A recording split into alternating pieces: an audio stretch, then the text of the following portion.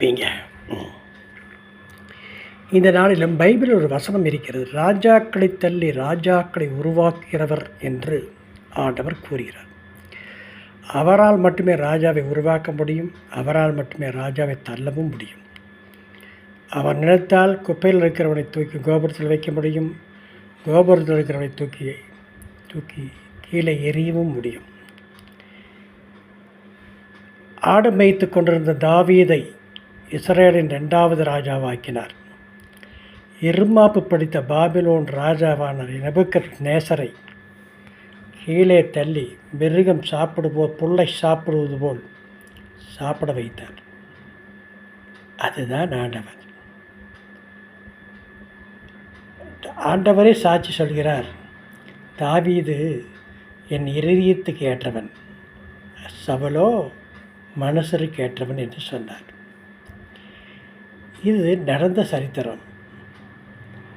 நடந்து முடிந்த சரித்திரம் ஒன்றையும் கூறுகிறேன். தமிழ்நாட்டில் காமராஜர் என்ற படிக்காத மேதை ஒருவர்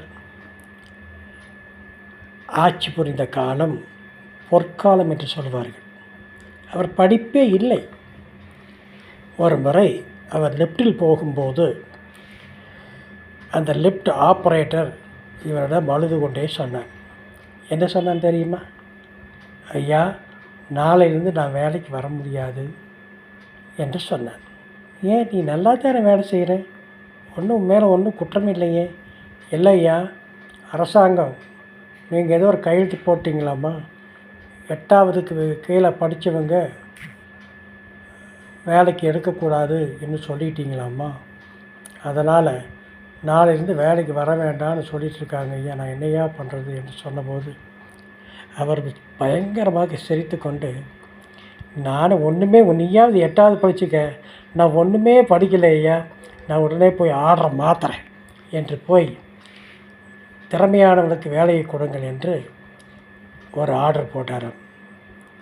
யாரும் எந்த விதத்திலும் மனசு நோகாதபடி, ஏழைகளுடைய மனது நோகாதபடி ஒரு ஆட்சி புரிந்தார் என்றால் அவர்தான் காமராஜர்.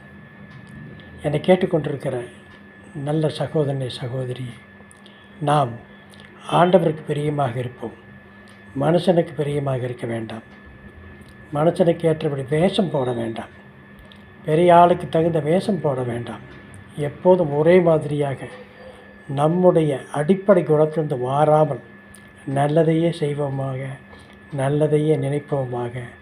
லைக் பண்ணுங்கள், ஷேர் பண்ணுங்கள், சப்ஸ்கிரைப் பண்ணுங்கள். மீண்டும் நாளை சந்திப்போமா?